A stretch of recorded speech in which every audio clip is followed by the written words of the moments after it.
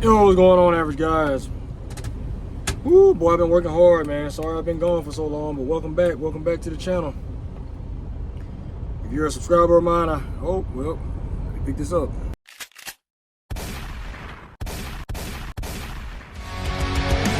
staring at the end, but I will not give in. All right, y'all, I'm back. Yeah, that was my dispatch. I had to get a load. Anyway, hey, welcome back, man. I appreciate y'all, man, all my subscribers. Thanks for subscribing. Remember to leave a like on the video if you found the information either useful or interesting. I surely would appreciate it. Yeah, man. I hope y'all have been doing good out here in this recession, man. It's been crazy. I know, there's a lot of layoffs and stuff going on, a lot of turbulence happening in the markets, and we're trying to just find our way through this thing, man. The federal government right now is, they're content with the interest rates where they are, at least for the time being. They say they're going to go ahead and raise them later on this year or sometime in the future. I'm not sure exactly when.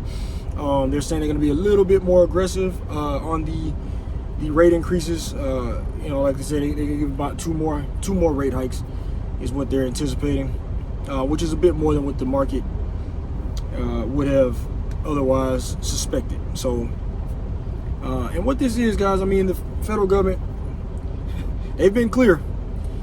Too many of us making money. Too many of us are employed. Honest to God truth, we've all got these phones in our hands, and we can all have access now to the types of information and the types of tools that are required to become successful financially. You got guys like me who are talking about it, and I'm just the average guy. I'm sitting in a semi truck talking this shit. You got bigger names. You guys see some of the guys I put on my podcast in previous episodes that discuss these very things and that are giving you guys the information. For that, we appreciate y'all coming through. Again, just hit the like button, man, and subscribe for more. So, there's a lot of stuff going on in our nation right now, and you want to just try to keep your head clear of all the rubbish. I'm not British, but all the bullshit that being preached out there and being pushed, and they're trying to force it down our throats. These certain lifestyles and things. You got the LGBT, and they got a month now that's bigger than Father's Day, Juneteenth. And what was the other one? Men's Health Month, Men's Mental Health Month. Apparently, is the same month as Pride Month, and now it just engulfs and swallows all that. And if I were to do what they do, I'd say I feel underrepresented, and so on and so forth. And I'm gonna be real with y'all, man. I don't require representation. I don't want representation. Now, I want to be noticed. I want to be respected and revered for the achievements that I make personally. I don't want to be noticed because of the color of my skin. I could care less. At best, what I ask you to don't shoot me in the street. Don't persecute me physically, or anyone that looks like me just because of the way we look. Martin Luther King, you've heard the speech. Judge a man by the content of his character, not the color of his skin. That's what I want, and that means also not bearing undue reverence for just being what I am. I'm a man, nothing less, nothing more. I'm a black man, nothing more, nothing less. I just am. I just am what I am. Nothing special. That's why I call this podcast the Average Guys Podcast. It's me, an average guy, speaking to average guys, average girls, women, people that think like me, like-minded individuals that are just the boots on the ground in America, trying to live the American dream, trying to create a family, a future for the human race and the American population. That's all I'm doing. They try to push these things, guys, and they make it seem as if it's normal. Let's take a few cases in point. And these are things that I've harped on my podcast previously. They distract you guys. Ladies, they distract you ladies with, they force the American dream down your throat and suggest that you can achieve it and you don't need a man to do so. That's crazy, right? I mean, we do have maternity leave for women, and we need that. I think it's worthy. You got a woman that works a 9 to 5, she's getting ready to have a baby, whether she's married or not, give her a few weeks off few months off, whatever, ensure that she has a position when she comes back. She may not want the position. More than likely she won't. She'll be satisfied being a mom. But if she needs it, let it be there for her. Okay. And I can respect that. But what I cannot respect is for the government to subsidize women being single. Can't accept that. That's not fundamentally how the human race works. And it steps on the toes of other human aspects that should not be overlooked.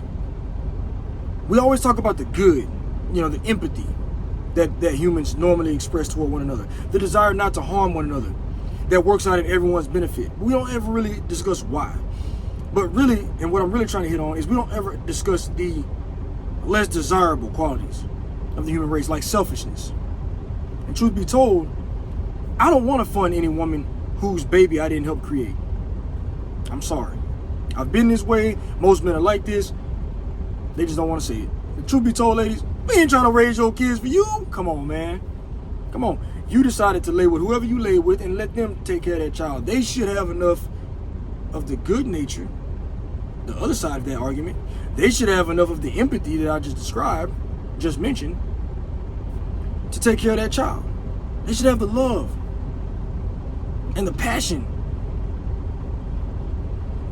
to commit as a father and take care of that child. But they don't want to do. So then why should I? Why should someone else? Why should it be on the government? And when it's on the government, it's on the taxpayer. Even if the person is a mega millionaire, why should he be responsible for your offspring? Let's talk about the this LGBT. There was a woman on CNBC. I'm gonna have to look her name up and put her here. She comes on to CNBC.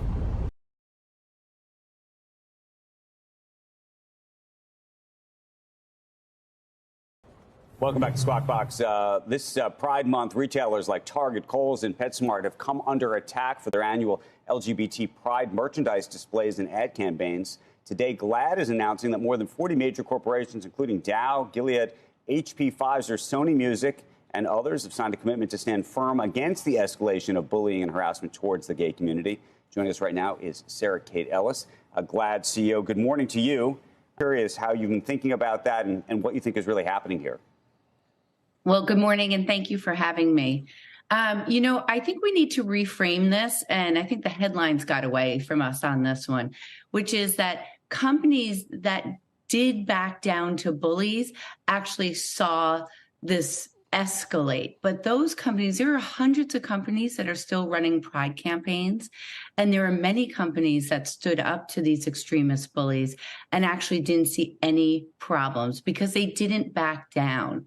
And I think we're talking about companies like North Face, Nike, Walmart, Cracker Barrel, NASCAR, the Sesame Street, who saw these bullies and extremists coming for them and stood their ground. Because what we do know. So you think the problem is that Budweiser stepped away? You think the problem was that Target sort of backed down? That was the issue? Great. Yeah, you might as well be on the schoolyard. As soon as a bully comes to you and threatens you, if you back down, you give them more room. And we've seen it with the corporations. It's absolutely from them backing down. If you give in to extremists, and these folks used images of violence and threats of violence against these folks. And they were using it. But what do you say? Look, if you're working at Budweiser, and Bud Light specifically, and you look at that business down 26.8%, that's the sales figure that dropped in the aftermath of their campaign. And we could debate whether the campaign was a good campaign or a bad campaign, but you're saying that you think that drop was a function of them walking away or stepping back? Absolutely. If you look at LGBTQ folks, our community and our allies talk with our dollars. And we don't want to be in the way of or supporting a company who didn't support us when the going got tough. Oh, so hold on. So you think that the sales dropped because people in the LGBT community effectively were boycotting Bud Light? Absolutely. And I think we'll see the same with Target. If you follow stocks like me, you can't be fooled. You can't be deceived. See, my wife made a good argument. Shit like that'll deceive the average individual. Shit like that'll, excuse me, I don't mean to say average because that's my podcast. It ain't us. Shit like that will receive let's just call it the dummies. It'll deceive people that are ignorant.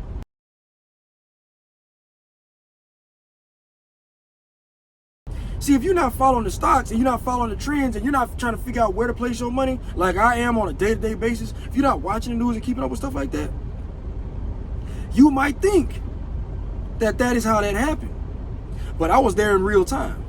And I watched that stock fall. And it was immediately after the news. As soon as that shit happened, and then you had the media backlash on top of the stock falling, which is all they really care about. They don't care about what we say about them on social media. They don't care about none of that. Like she's trying to imply, they don't care about none of that. You can argue, you can bitch and complain and moan, and that's why the likeness of Facebook still censors us. Twitter is owned by Elon Musk, but Twitter used to censor us until Elon took it over. Instagram will still censor the hell out of you, and our social media platforms like YouTube, they do the same. That's why, because we're spineless and we're not really taking the money out of their fucking hands. But when people started to boycott, and the investors knew that and they sold off, and their stock plummeted, immediately they come out with we're pro-American and we support everyone, trying to backslide. Now you got horses in the field and folks riding and cowboys and all that shit. Oh yeah, I can't remember exactly what was in that commercial, but y'all watch it. It was a very different message, trying to pull back those people that they really crapped on.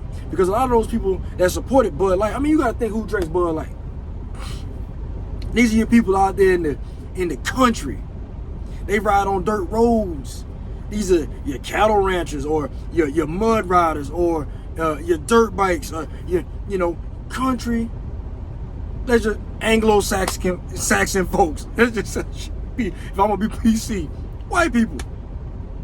And these folks don't get down. They are conservative as you get. They're Christians. These folks believe in God, and that's what you put in their face. Yeah, fine. Modelo's better anyway, and the Anheuser-Busch stock fell, and the Modelo stock shot up, and I watched that happen in real time, and then I watched Bud Light try to backslide. I watched Anheuser-Busch try to pull back after the fact. So I saw that happen. So, but then this person comes in front of the world, and the political and the commentator on CNBC asks twice, and they're not very confrontational. They'll let you say what you want to say. Sometimes they'll give a little pushback. The older gentleman, he definitely would have. I don't know. That sounds a bit disingenuous. Becky Quick probably would have said it too. The other guy, he plays it a little. I don't know. No. Anyway, normally he would have said something too, but he didn't. He just asked her twice. Let her hang herself on that. He didn't want to attack. I imagine because this is one of the protected groups in America. He didn't want to be too controversial, so he didn't. They're gonna push this shit, and that's why I mentioned that story because this is an example. They're gonna push that shit and make it seem as if it's normal. And like my wife was saying, the average person, or not the average person, excuse me, again, I don't like to use that, but that's me. You know what I'm saying? No. The ignorant individual is gonna sit there and believe that shit. And they're gonna think that, well, hell, everybody's accepting this. No. So let me, what are the demographics? What are the types of people that are dealing with this type of thing or rejecting it? Right? You have a small contingent of extremists on both ends. You have people that absolutely hate anyone involved in the LGBT. You have QRL plus whatever the letters are, all of them. Then on the other side of that, you got the extremists on the left who hate the other ones on the other side. So these people, they're warring. And they will go to the point of physical or verbal violence, doxing, and you name it, in order to try to push their agenda. Inside of that group, closer to the middle, you're going to have people that, well, I don't like them, but I'm not going to hurt them. I don't want to be around them, but I'm not going to hurt them. Okay. Now, those individuals who absolutely don't want to be around them on either side, but won't necessarily fight violent, it won't be violent conflict, they just don't talk to each other. Okay? More acceptable, right? We don't want violence. But what we want is conversation. So right inside of that, you have the people that more or less don't care. Do whatever you do, just don't put it in schools. And I fall in this category. I'm on the right side of this argument. Do what you will in the bedroom, behind closed doors. Just, I don't want to see that shit at school. Don't be trying to talk to my kids about it, blah, blah, blah, this and that. I don't really want to see it in Buzz Lightyear. I'm not trying to see it. Quite frankly, I believe it's overrepresented at this time. You know, first of all, there's not that much physical violence going on toward, any minority at this point, just in American history. I mean, this is the least violent we've ever seen. And the fringe individuals on the right that may be doing, or that are, right, doing violent crime, violent crime. These violent attacks on people for whatever reason, and we've seen them countless times. We're the least violent, motivated by some type of race or ethnicity or where you fall politically than we've ever seen. Okay? There are no lynch mobs showing up to, it's just not happening that way. They're fringe individuals. But they'll have you think that everybody on the right is that way. And same thing on the left. They want to push that. That's what they want you to think. But most of the people fall somewhere in the middle. They don't want to harm each other. They don't want to do with each other. Or they're open to have a conversation about it. Again, I fall in that category. I'll talk about it all day. I do it on my podcast. I got people saying, oh, don't say that. People will like you if you don't say that. I don't care if folks like me now. Now, that ain't what I'm saying. I don't care if people like me. I'm gonna speak with what I believe. You know, there it is on the left. I'm gonna use the fucking shit they use. I'm gonna speak my truth. There it is. I'm gonna say what I think. I'm gonna say what I believe. It's not my truth. That doesn't exist. I'm gonna say what I believe. And if that offends you, well, then, I don't know. I wasn't trying to be offensive. I'm just speaking what I think based on the information I pull from whatever source I can get my hands on. Sorry if that offends you. Most people fall right there in the middle. You got people like that that'll come on CNBC and make you believe that everyone is like a fringe amount. Look here, I'm not going to commit a violent act unless someone attempts to inflict violence upon myself or any member of my family or anyone in my immediate circle. I'll protect them physically. I will do that.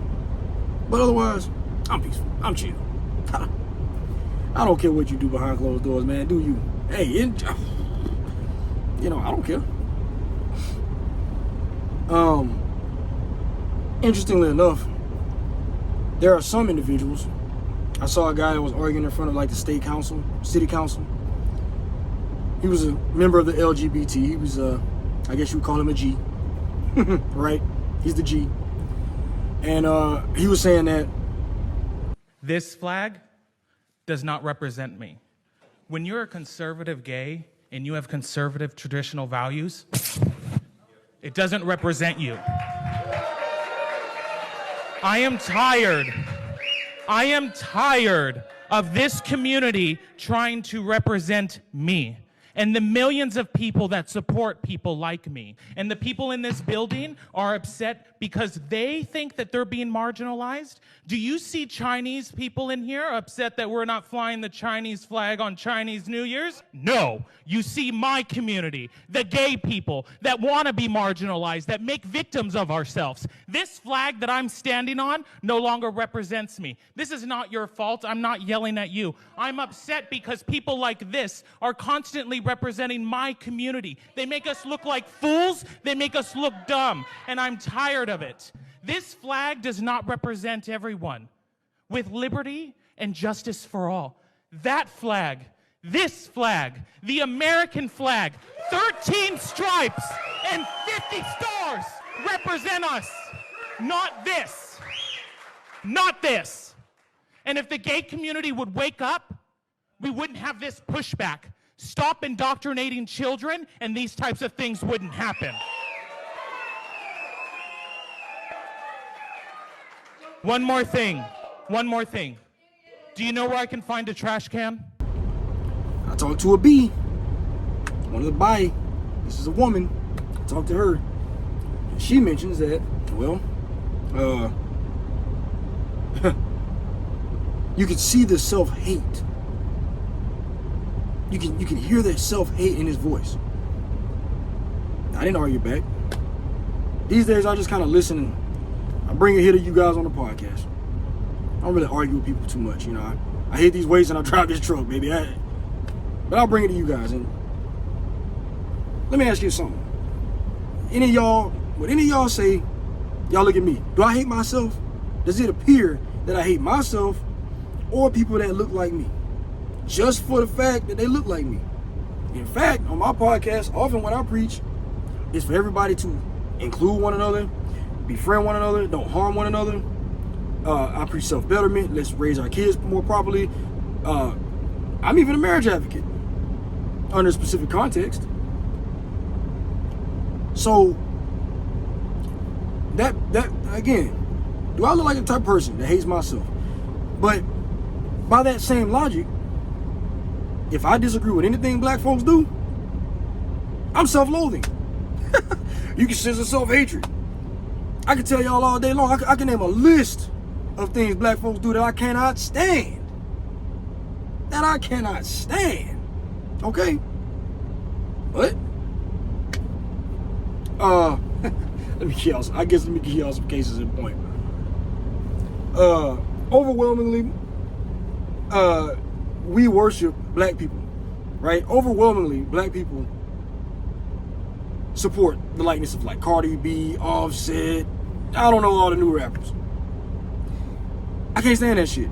I have people that will say, people listen to this new gangster rap, and all they do is talk about murdering each other in this music, and they listen to that stuff, and they say, well, I would never, but you support it. You support it.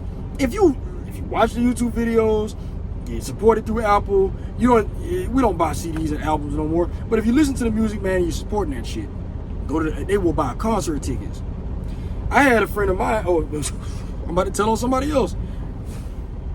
Actually, it's the same person. It's the same person that I was just described. And someone else I know went to a concert, Rolling Loud. They got the shooting. Boop, boop, boop, boop. Why are you there? You know what I'm saying? Why are you there?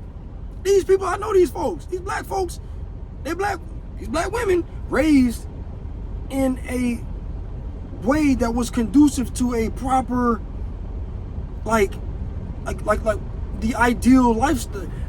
In an ideal situation, it's conducive to you becoming an adult that would absolutely oppose that type of message. Yet they're there at the show. And the other one, not the one I was just mentioning, I don't like to talk, I don't say names, but this other lady, this other woman, front row tickets to see Lil Durk. Front row tickets. That's some shit, ain't it? If all they all don't know who that is, that's the guy that talks that rah shoot shit. The ones that they talk about dealing drugs. I can't stand that. I cannot stand when black people act in that hypocritical way, in that hypocritical fashion, and they'll go do that shit right there. Right? That's just one facet of the black community. I can't stand. I don't like when people support that they do that shit. No. I don't like when black people have 20 different 20 is bit of grease. I don't like when black women have several baby daddies. I don't like when black men have several baby mamas and take care of only one, and are forced by the system to take it. We are the demographic that's doing that the most. Our divorce rate's the highest, and our marriage rate is the lowest. Yet our birth rate is, I would argue, probably amongst the highest. So we're having the most kids with the least marriages. That means that equals, because the woman gets the fucking kid, and then the father's hardly allowed to see the child. I'll talk about this on the pod. And then, so you got a fatherless household. We're providing the most fatherless households. I cannot stand that about our people. And it's all the rhetoric and all the shit that we do leading up to childbirth, like supporting the fucking rap and doing the twerking and all the. I mean, we're the only race that supports objectifying our women in such a derogatory fashion as to have a fucking song. If y'all have heard Cardi B, WAP, we WAP, and we all know what that means. We're the only ones that support that shit, and I hate it. I don't mean I hate myself. I don't support that shit. They do. That's the same argument. So you try to use that argument. This is what they do. You know, again, that doesn't mean these are people I care about. Some of them, some people, I care about. Hey, I care about anybody, broadly speaking. But some of these are people that I care about. You know what I'm saying? And they make these plays, and they do these things. I don't understand. I don't understand that for my life. If you support the black family, where is a show? Can anyone name one? I don't watch a whole lot of TV. I don't have a lot of time. In the comments, leave me a show that black people watch that's conducive to a proper family unit, a cohesive nuclear family. If anybody can find that and show me something that's modern, let me know. I don't know one. I do not. They try to push these things at us, guys. Repel that shit. I wanted to talk about Andrew Tate a little bit. Now he's going back to they formally filed these charges against him, and I'm glad they did in a way. I wish they hadn't. I wish they just. I don't wish. What I would like to happen is the man get back to a normal life because I enjoy hearing him talk. You know what I'm saying? He's a funny guy. He's responsible right now for telling women how it is. Yeah, we need this in our society. But they're gonna tie him up with this court case, and it's gonna go the way of Johnny Depp, and they got your boy Conor McGregor. They got him tied up now with this woman that's trying to accuse him of taking forcing copulation on her in a bathroom at a football game, a basketball game, or something like that. It's gonna go the way these two cases are ongoing right now, the Conor McGregor and the Tate situation, the Andrew Tate situation, and they drug Tristan into it, Andrew's younger brother. It's all bullshit, and I would have liked for it to been exposed. We can move on with Red Pill and common damn sense, but we're gonna go down the rabbit hole. I'd like to see what Romania has. Let's go ahead and come on, put it all on the table. What you got, and then I'm gonna see what Tate's got, the Tate brothers, and I suspect that they're gonna be found not guilty on these charges, but these are serious charges. These are serious charges and allegations.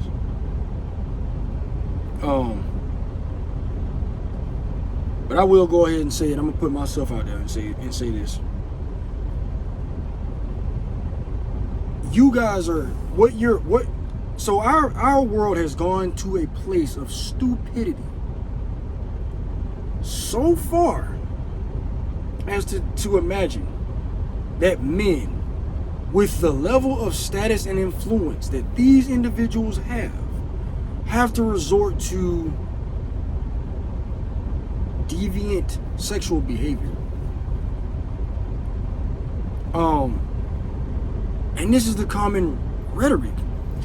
This is what happens when you demonize men to a point where all of us are monsters. Like, none of us can be trusted. I made a post the other day on Facebook, and I was just like, people avoid me because they see a lot of pain. And that pain they can't necessarily relate to, so they fear it. They see a lot of pain radiate off of me. And the pain radiates off as assertive, dominant, and you might call it aggressive. And that's the favorite word of the ones that detract from the positive masculine message. Okay? And to those individuals, a person like Andrew Tate, or God forbid, like Tate, he says it, but it's true even if he doesn't say it. If it can happen to him, it can happen to me. What happens when I achieve a certain level of success? Now, women I've slept with in my past gonna come up, oh, he this, that, and the third. Y'all gonna believe him. A lot of y'all won't even like, subscribe, and share my podcast. A lot of y'all won't even support my message. A lot of y'all tell me to shh, maybe you should pipe it down. I've been hearing that. I'm not a coward. But I'm also, I'm gonna just say it, just fuck YouTube. I'm not a rapist. And nor is Tate. And nor are any of these other guys. Johnny Depp he didn't physically abuse. And that one came out, Amber Heard. And no consequence. No consequence befell that woman for the false allegation.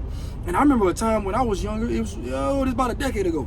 There's a college guy, he's a quarterback. And they found his excrement in her underwear. And they're like, well, how did it get there if he didn't take it from her? How did it get there?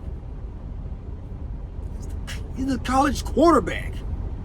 And if it wasn't for her being exposed for having given it up to the quarterback, if it hadn't been exposed to her mother, who is a Christian woman, and her father a Christian man in his Christian household, then perhaps this wouldn't have even, perhaps the false allegation wouldn't even, she wouldn't even come forth with the type of, that type. And so you understand what I'm saying? See, men have been, we've been vilified. I only get what's given to me, man. And it's funny because guys that act like me and guys that act like Tate, those are the ones you should not fear. Those are the ones you should respect. Those are the ones that are worthy of your following. Those are the leaders you're asking for. Black community has been asking for leaders and asking for leaders all day long. And Kevin Samuels, y'all danced on his grave when he died? In the comment sections. Basically.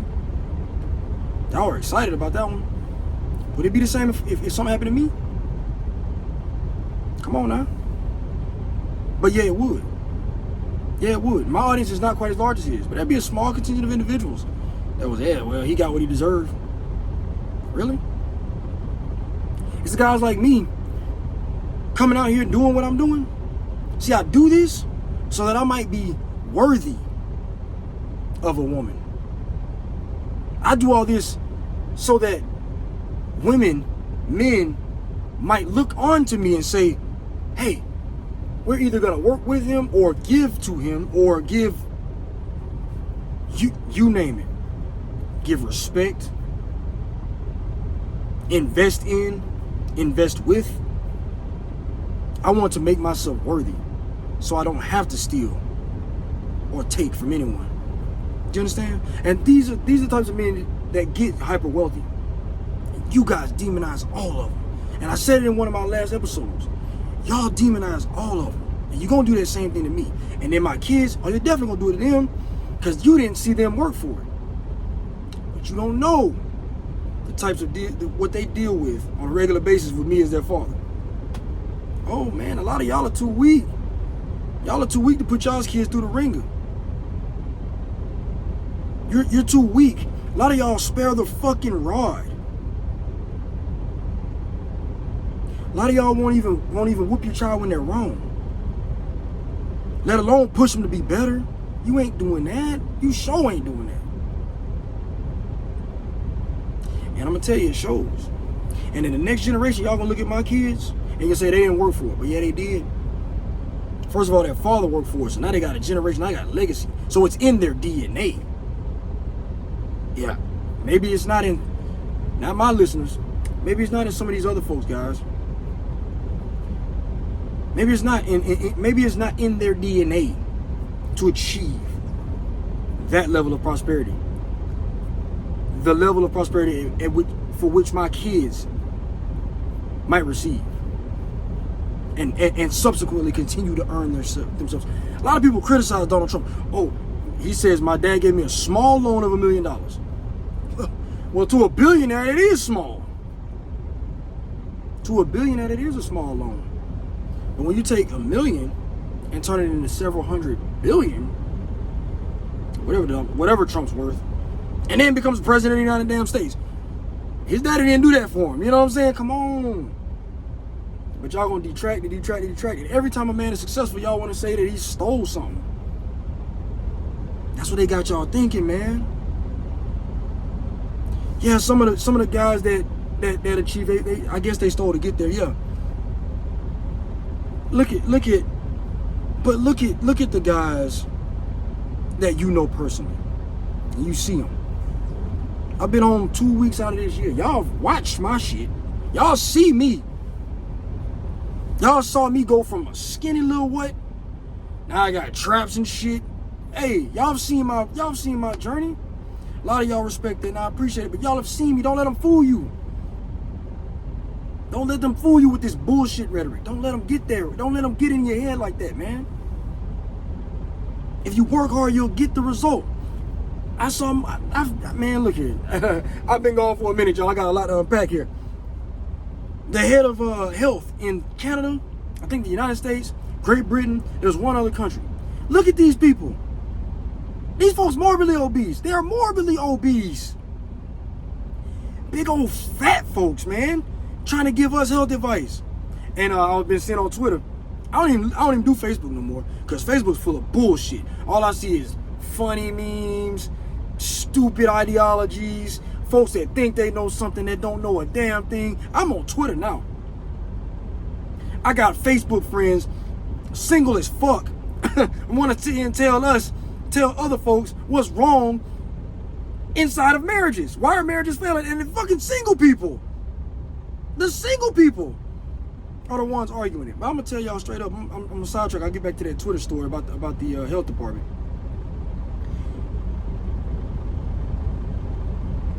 Guys, married people are married because, unlike single people, we're willing to take some of, if not all of, the shit that they say they won't take. I'm gonna just say that. I'm gonna just leave it there. That's the end all be all, end of discussion. Married people are still married because we will tolerate the shit that everyone else in America that is still single today says they won't tolerate.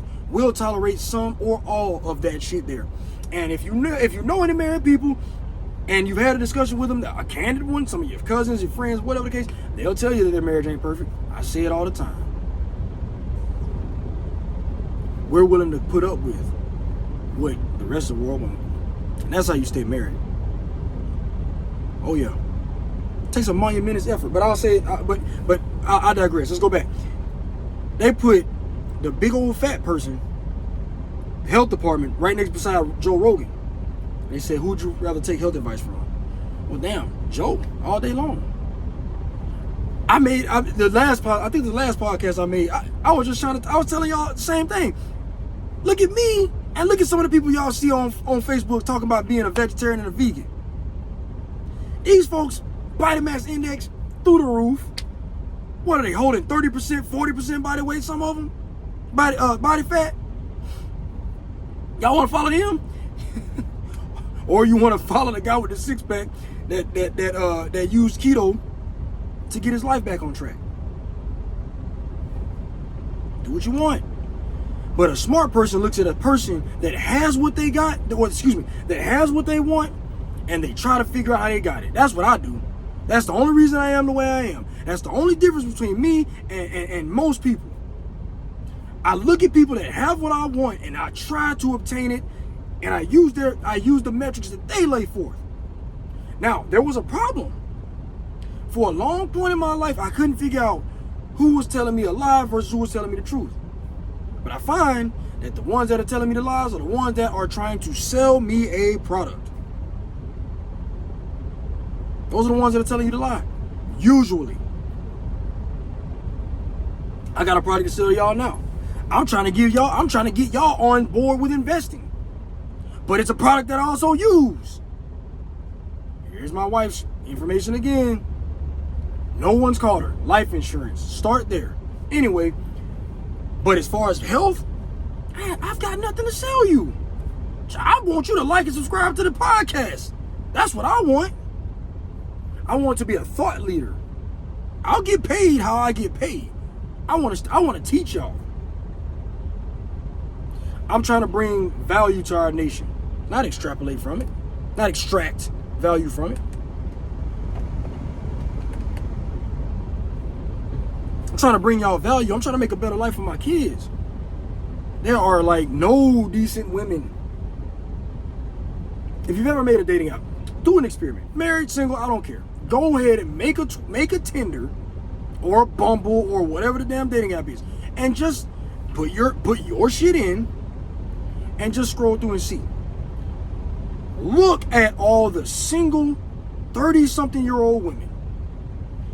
And I'm going to tell you, you read their, when they've got a little bio, you read the bio. Just read the bio. These women are upset. They're angry with the caliber of men that are being produced. They're single and they're angry. I'm tired of being screwed around. I'm not going to hook up. I'm not this. They're mad. They have their list of demands, and they won't waver. But the sheer magnitude of women on these dating platforms that are experiencing that, you would imagine that a dating platform would be full of women between the ages of 18 and at the highest 25, because by 25 I suspect that a woman's supposed to be married. That's my expectation. I married my wife. I put a ring on her finger. She was 21 years old. Her 21st year. You understand? Yet there are 30-year-old women still single and angry. And these are decent looking women. There's not enough good men. There's not enough good women. So if I speak to the parents or future parents, then maybe my children will have something to pick from. Jesus Christ. I'm just being real. That's why I moved out of Alabama. I brought my ass to Texas. I moved to the land of what? Fiscal prosperity. In pursuit of a better life for my kids. Not necessarily myself. My life has been made. I'm married. Got a fine looking wife. She meets my standard. And most standard. My children, they meet standard. Most standard. We're out in public, cute family. That's the least of the compliments. The best compliment I could get is, how smart are they? Right there in the middle between the best and the least of compliments is, they're so well behaved. Nothing but compliments. No one says negative shit about mine.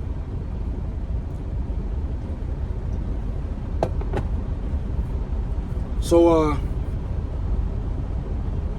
that's why I bring these content. Guys like Andrew Tate, man, they don't want nothing from you. I mean, hell, they make, guys like him make money for, well, in a lot of different ways actually. But they don't, he doesn't get paid to necessarily, like, not directly to say what he says. God damn, look what he's going through. But I'm not gonna let it deter me. I'm not gonna let it stop me. Hell, if Patrick Bet-David can go interview him at his compound, he can. If Patrick Bet-David and Adam Sosnick's a single man, but if Patrick Bet-David can fly his ass to Romania and sit down with Andrew Tate and have a conversation with him, I can keep doing what I'm doing. Patrick Bet-David just, congratulations to him. He just signed as a partial owner. He's a minority owner of the New York Yankees. That's insane. That's insane. This is one of the guys I respect. I follow him. And he right before that, I just found out about this today.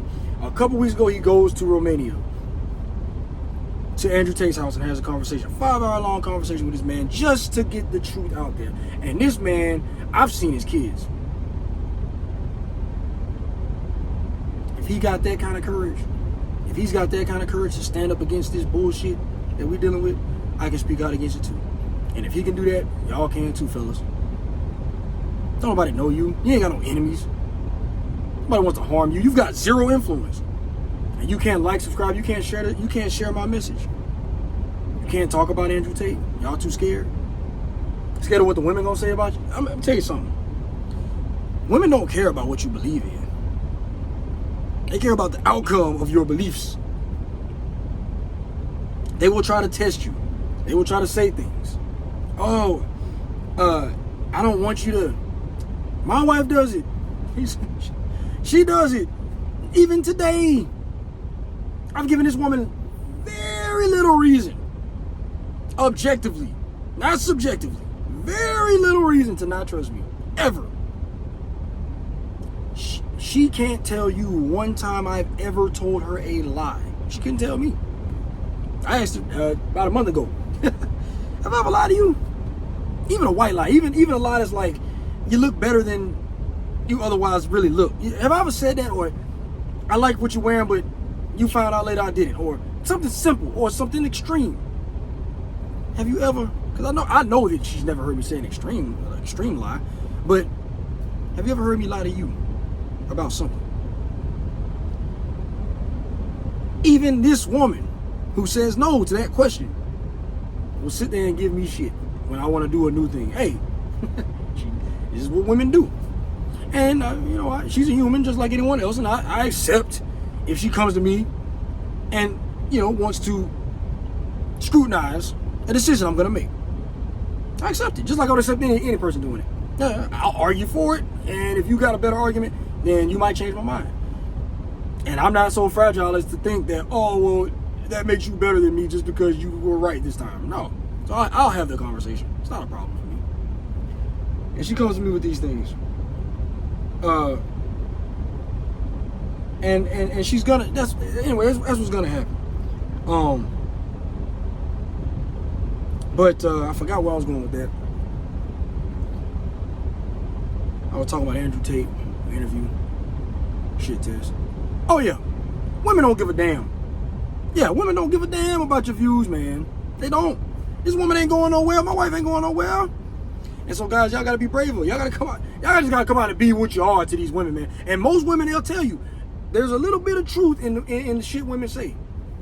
Women will sit there and tell you, you know, I just want you to be yourself. Well, then do that. Do it. See where it gets you. I promise you, when you show that type of strength and that type of courage, that shit is palpable. To me and to everyone else. To me and to the ladies that you want to attract. I hope y'all can hear this. I know I had the air going in the background. It's hot. But so good luck to you guys, man, in trying to decipher what's real and what's not in this world. I'm sorry y'all can't really tell, but I'm here to tell you. And I appreciate y'all stopping in to have a conversation with me, man. Some of y'all are real, man. I get about 7 continual viewers, and I sure appreciate y'all, man. If we outwork other people, I say this all the time, you're gonna be alright. If you outwork other people, you're gonna be alright. It ain't about running from the bear. It's about outrunning your slowest friend. We all told that damn joke when we were kids. We all heard that. Y'all just keep running. Y'all just keep running. And I promise you're gonna get what you want. I gotta go hit these weights, cause I'm trying to stay healthy the real way. Not eating fucking rabbit food. Done that too. I'm gonna go hit these weights, man. Y'all be easy. I appreciate y'all. Like, subscribe, share. Take it easy.